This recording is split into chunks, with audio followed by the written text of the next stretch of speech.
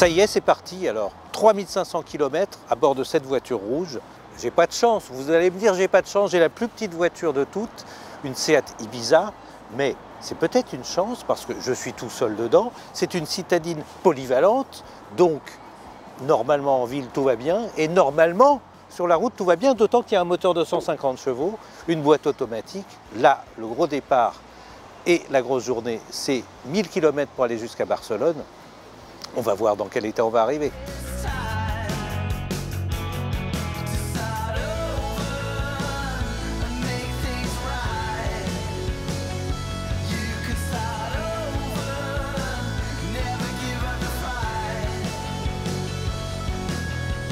J'en remets vraiment parce qu'il faut le faire. Elle ne consomme pas beaucoup, j'ai fait du 5 litres 4, il me restait de quoi faire 200 km. Et comme tout le monde s'arrête pour faire le plein, j'en mets par acquis de conscience. Quelqu'un m'a déréglé le siège, c'est insupportable. Mais non. Et... Qui a fait ça? Je chercherai le coupable plus tard, pour l'instant, j'ai rendez-vous à Barcelone. Il faut régler les rétroviseurs, Michel. Oh, oh non. Le mec a rien à faire quoi, il m'a bougé mon siège pour la deuxième fois en plus. Mais comment ils font? Mais je sais pas, lui il me distrait, en plus il sait, et lui il se fourbe, il vient là, il fait ni ni ni. Là genre lui il est en mode il me distrait et tout, machin tu vois. Ils en ont profité, j'étais aux toilettes. Ah toi aussi ils te l'ont fait? Oui, et après il arrive, ouais faut qu'on tourne ton départ.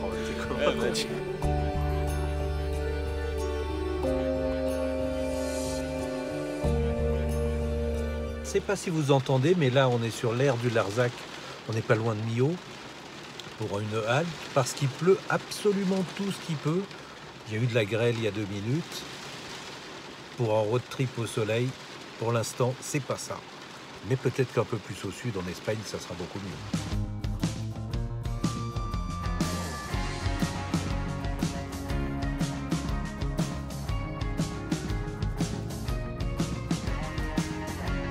Eh bien ça y est, on n'est pas loin de l'arrivée, on est à 10 minutes de l'hôtel, ça fait 14 heures qu'on est parti, il y a eu de nombreux arrêts évidemment, ça s'est plutôt bien passé, on est plutôt tous en bonne forme parce que les voitures restent confortables, donc on est plutôt heureux d'arriver et heureux d'être arrivé en si bon état.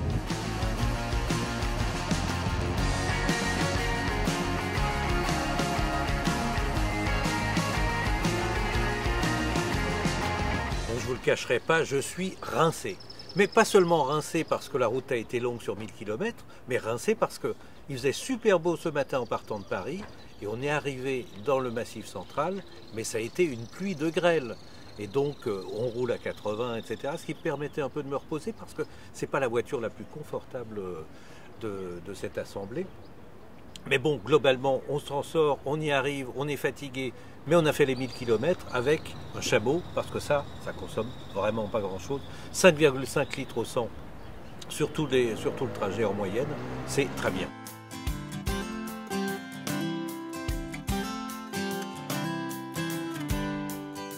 Vous aimez les bouchons parisiens? Je vous présente les bouchons barcelonais. 1 quart d'heure pour 2 km, le tarif minimum.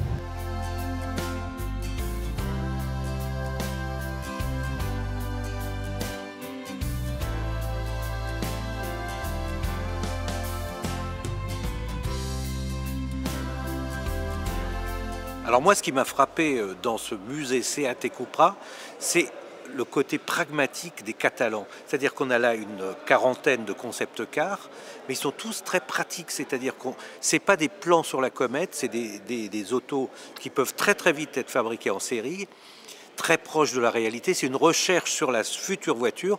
On a par exemple des Ibiza avant la création de l'Ibiza qu'on connaît aujourd'hui, avec des feux, avec des choses. On a un ATK, on a par exemple un Altea avec une version SUV. On a même une espèce de traduction de la voiture américaine chez Seat. Enfin des choses, des recherches qu'on voit très très vite en série quelques années plus tard.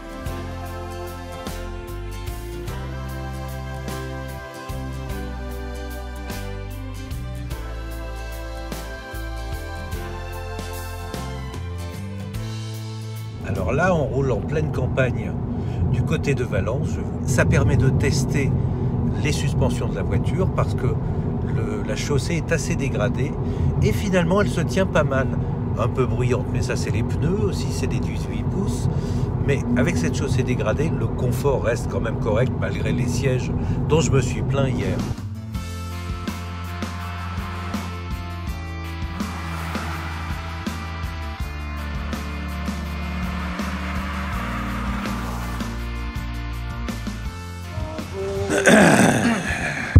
Oh la vache! Ah ouais!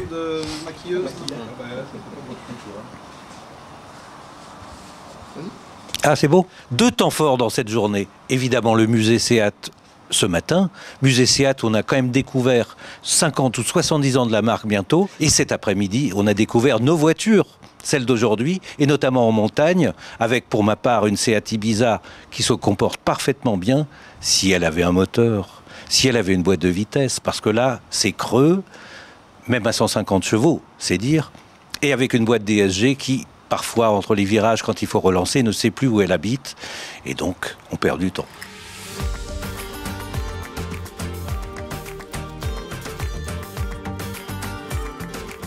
Nous voilà donc partis dans les rues de Valence pour ce 3e jour, c'est le matin.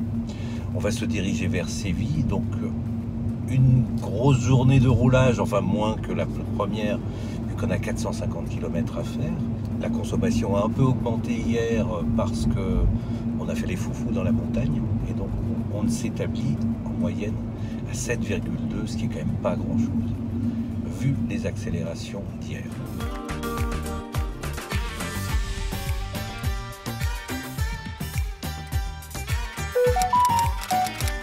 Message delivered.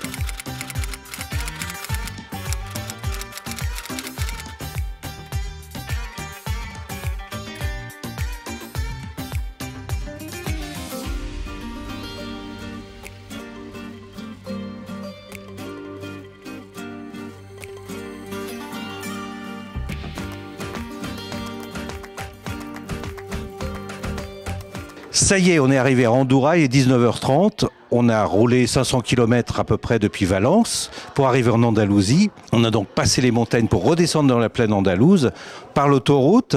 Et enfin, on a compris pourquoi les autoroutes espagnoles étaient pour la majeure partie d'entre elles gratuites. C'est simplement parce qu'elles ne sont pas très bien entretenues. C'est un revêtement plutôt abrasif. Pour les voitures, c'est pas très confortable, mais ça a justement permis de tester les suspensions de la voiture. Et la mienne, mon Seat Ibiza, s'est plutôt bien comporté, malgré quelques trépidements, mais pas énormes. Et ça s'est plutôt bien passé, mais on est content d'être arrivé quand même.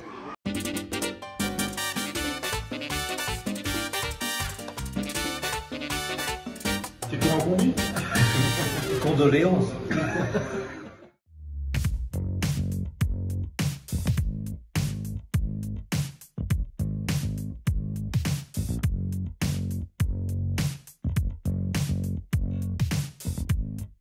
Ça y est, on en est à 2000 km, on a dépassé la moitié du kilométrage de ce road trip. On est aujourd'hui à Cordoue, on est parti d'un peu plus loin ce matin.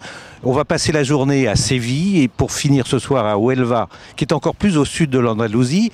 Il commence à faire très chaud. On est à Cordoue, qui est une ville chargée d'histoire. Nous, on est un peu chargé de fatigue, évidemment, et notamment avec cette Seat Ibiza qui reste confortable, mais les sièges restent quand même très très durs. Mais bon, on va quand même survivre et on vous raconte tout ça ce soir en arrivant. On commence à intégrer le rythme espagnol, on déjeune tard, on discute à table, on est cool, c'est pas mal. On commence à s'hispaniser. Ils ne le savent pas encore parce qu'ils pensent qu'ils vont simplement à Séville, c'est dans 1 heure et qu'après ils vont à Huelva. Mais en fait on va aller visiter 2 villages. Dans un village qui ressemble à une petite ville espagnole qui ressemble à un village américain du 19e.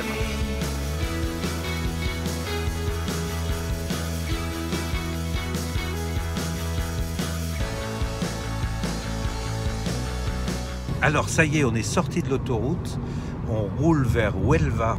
On est à la campagne, dans la campagne andalouse, où il y a tantôt des palmiers et tantôt, évidemment, des champs d'oliviers à perte de vue. Il fait quand même assez chaud. Il fait aux alentours de 30 degrés. J'ai un toit ouvrant dans cette voiture, qu'évidemment je n'ouvre pas. Le toit ouvrant, finalement, comme les cabriolets, quand il fait très chaud, ça ne sert pas à grand chose.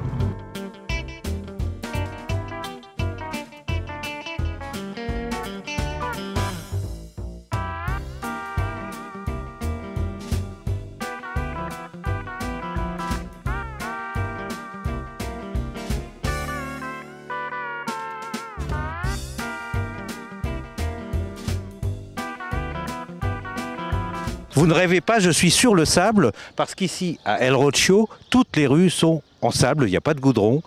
On a l'impression d'être dans un film de Sergio Leone. On est au Nouveau-Mexique, au Vieux-Mexique aussi. Mais en fait, on est à El Rocio, dans le sud de l'Andalousie. Et aujourd'hui, je ne vous le cacherai pas, on a fait une journée plutôt touristique. On a visité Cordoue, magnifique. On a visité Séville. Cordoue, c'est évidemment le sultanat, les années de la Grande Arabie jusqu'au XIIIe siècle. Et ici, on retrouve aussi ce style arabo-andalou, qui est devenu un style mexicain et qui est absolument magnifique. La voiture, elle a beaucoup aimé tout ça aussi, mais j'ai fermé, comme il commence à faire très très chaud, j'ai fermé mon toit ouvrant, j'ai fermé le store occultant pour profiter de la clim, parce qu'à 33 degrés, il faut éviter de décapoter.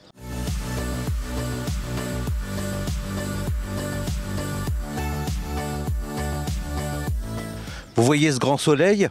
On est au 5e jour, on est au fin fond de l'Andalousie, pas très loin de Gibraltar, mais c'est terminé. Là, on remonte vers le nord. On va faire 600 km vers Tolède, où on nous annonce des gros orages et une température évidemment en baisse.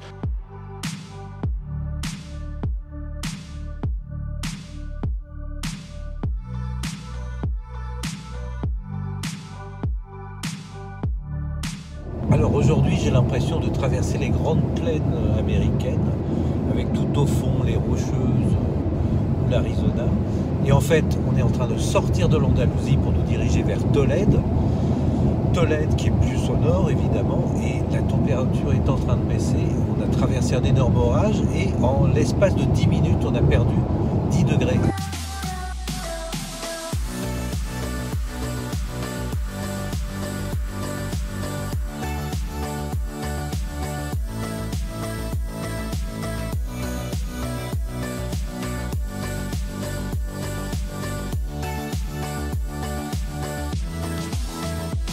On l'a déjà dit, on a fait 600 km d'autoroute aujourd'hui, 3000 km depuis le début, et des journées longues comme ça sur autoroute où ça roule tout seul, on a le temps quand même de voir ce qui se passe dans la voiture, et notamment de vérifier un peu quelle est l'habitabilité, quels sont les vides-poches, quels sont les rangements possibles, et ils sont pas mal pour une petite citadine. Moi je vous rappelle que je roule en Seat Ibiza, la plus petite de la gamme, mais qui est plutôt suffisamment large, et qui en plus un système multimédia complet. Je vous en ai parlé du multimédia déjà, parce qu'il marche une fois sur deux, c'est-à-dire que tous les quarts d'heure, on est en panique, on redébranche, on arrête la voiture, on redémarre, ça s'appelle un reset en informatique. C'est un peu comme si vous aviez un ordinateur qui bug tout le temps, vous vous arrêtez avec votre ordinateur au bord de la route, vous redémarrez et ça repart.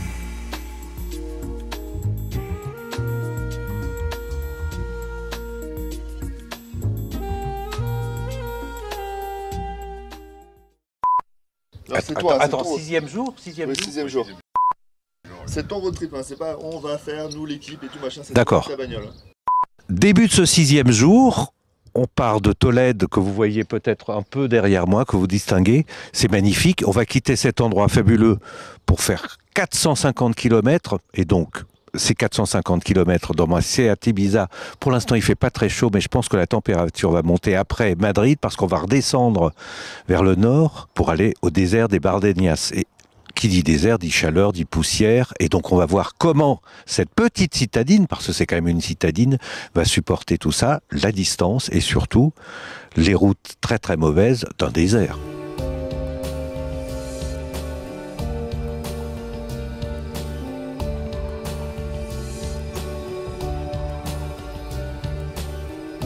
On n'a pas encore abordé les équipements de cette Seat Ibiza FR. Pourtant, je l'ai dit, c'est une FR, le haut de gamme, un peu sportif, enfin, dans sa finition. Mais il manque quelques éléments. Évidemment, on a un écran central plutôt grand avec tout ce qu'il faut, CarPlay, Android, la navigation. En revanche, on n'a pas les essuie-glaces automatiques, on a les feux automatiques quand même, et on a un régulateur, mais pas adaptatif. Alors, en plus, ce régulateur, qui n'est donc pas adaptatif, il se règle de 10 km/h dans 10 km/h, ce qui fait que pour affiner sa conduite quand on suit une voiture, c'est pas évident. Pour le reste, c'est assez complet, la clim bisone évidemment, et il y a les 4 vitres électriques, tout ce qu'il faut. Mais il y a quelques petits manques que la concurrence, elle, a avec ses hauts de gamme.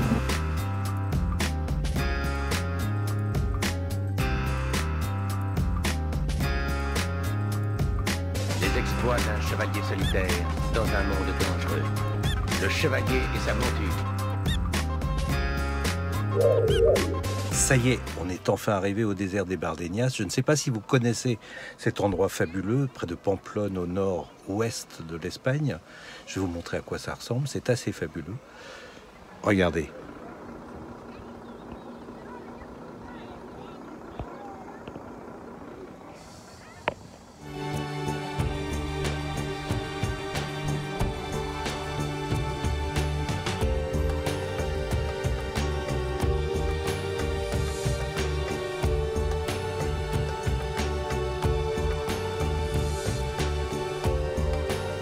Et je profite de cette arrivée ce soir au Bardeñas, dans le désert des Bardeñas, devant cette cheminée quand même monumentale, qui ressemble d'ailleurs à Monumental Valley, pour vous montrer une spécificité de cette Ibiza, c'est ces places à l'arrière qui sont quand même assez étonnantes pour une petite voiture, c'est une citadine, je vous le rappelle.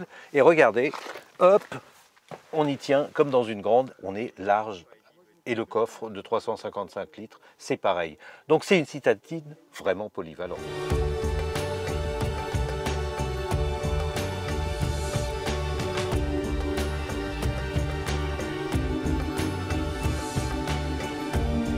Ouf, ça y est, on est arrivé après 350 km, 400 km de roulage très tranquille sur l'autoroute, sans dépasser les 90-100 km/h, et c'est spectaculaire. Moi, je suis arrivé à une conso de 4 litres 2 au 100. Le grand débat, est-ce qu'on consomme moins quand on roule moins vite? est évident, évidemment, on consomme beaucoup moins. On a rattrapé un peu cette consommation parce qu'on a tourné dans le désert des Bardeñas où nous sommes ce soir, juste à côté. Et là, évidemment, sur la piste, sur des chemins rocailleux, on remonte à 7 litres. Mais tout ça, ça reste très raisonnable. Et cette petite Seat Ibiza s'est bien comportée et sur la piste et sur l'autoroute. Donc, on dit c'est une citadine polyvalente. Elle est très polyvalente.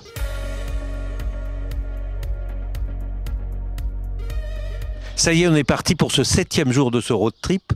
7e jour, on va faire les derniers gros kilomètres de roulage, c'est-à-dire 350 km entre ici, le désert des Bardeñas. On part de ce magnifique hôtel troglodyte pour rejoindre Martorell, à côté de Barcelone. Martorell qui est le siège et l'usine de Seat. Et donc, on va pouvoir faire les derniers tests de consommation, d'habitabilité, de tenue de route, etc., etc. Et ce soir, on sera donc du côté de Barcelone et on vous racontera la longue journée avec quelques surprises dedans.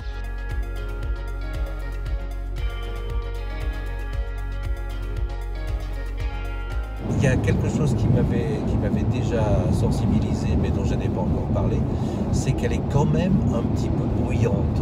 Alors je sais, ça peut être les pneus, c'est des 18 pouces, ça fait du bruit, et les fameuses autoroutes espagnoles qui sont très loin du goudron qu'on connaît en France. Mais ça reste supportable, évidemment.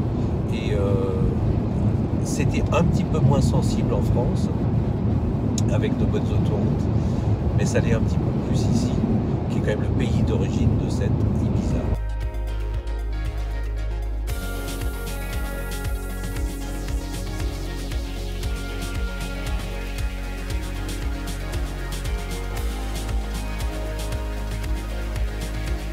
C'est le nouveau SUV coupé Tavascan. On le verra sur la route dans un an et demi. Ce qu'on peut constater, c'est que Cupra était sorti des copies de Seat pour faire des voitures à eux, alors que là, curieusement, ils retombent dans le groupe Volkswagen, vu que c'est en gros une ID.5 de Volkswagen à la sauce Cupra. Donc l'extérieur n'est pas très intéressant, mais quant à l'intérieur, il est vachement bien et beaucoup plus original que celui dont il s'inspire, l'ID.5 Volkswagen.